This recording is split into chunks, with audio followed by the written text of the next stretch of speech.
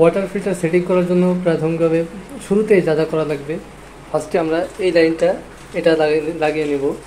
এরপর হচ্ছে আমি এখানে 3টা দাগ মার্কার করেছি, এই যে এই 3টা ফুটা এটা এখানে বসাবো ড্রিল করে, আর 2টা ড্রিল করব উপরে।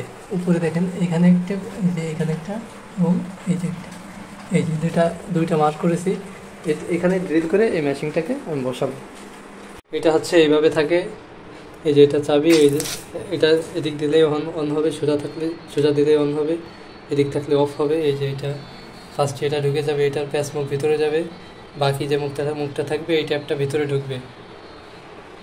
আর এইটা হচ্ছে এইটার যে লাইনগুলা, এখানে আমি একটু বিস্তারিত বলি এখানে কী কী সিস্টেম আছে আর কী কী আছে।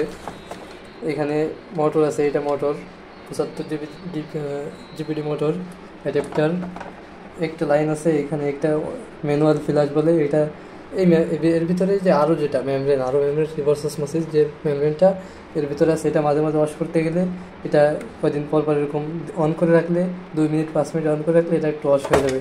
এরপর আবার অফ, এটা সবসময় অফ থাকবে, এটা অন কোনোভাবেই এভাবে অন করে রাখা যাবে না, তাহলে কিন্তু পানি ফিল্টার হবে না, এটা অফ করে রাখবো। গেল এরপরে হচ্ছে এই যে এখানে ফলো আছে, এটা হচ্ছে ফলো, এটা আউটলাইনের লাইন, এটা ড্রেন লাইন, মানে বিষাক্ত পানিটা বেরোয় যাবে এখান থেকে, এখানে পাইপ ঢুকাই দেবেন, ডাইরেক্ট যে কোনো জায়গায় পড়ে যাবে, যে কোনো বেসিংয়ে দিয়ে দেবেন এই লাইনটা। আর এই যে একটা ফিল্টার দেখতে পাচ্ছেন, এই ফিল্টারের গোড়ায় এখানে একটা লাইন আসছে, এই লাইনটা আসছে, এই যে লাইনটা আসছে এইটি থেকে এই লাইনটা আসছে, এই মেমব্রেনের আউটে 2টা লাইন আছে, একটা পিওর লাইন, এটা পিওর লাইন, এই যে কমলা কালারের যে অ্যালবোটা এখানে পিওর লাইন, আর সাদা কালারের যে অ্যালবোটা আছে এই সাদা কালার আছে ড্রেন লাইন। এই পিওর লাইনটা চলে আসছে, ড্রেন লাইন চলে আসছে এখানে, আর পিওর লাইনটা চলে আসছে এখানে।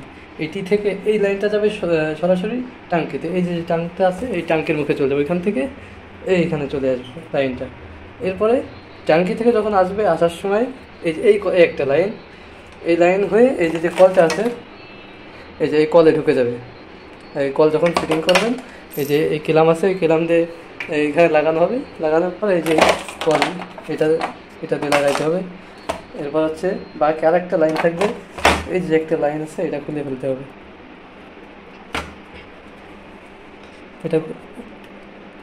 এটা খোলা হয়ে গেলে এইখানে এই লাইনটা দেবেন, এই যে এইখান থেকে এই পাইপটা নিয়ে এইখানে এটা 6-7 এখানে ঢুকাই দেবেন।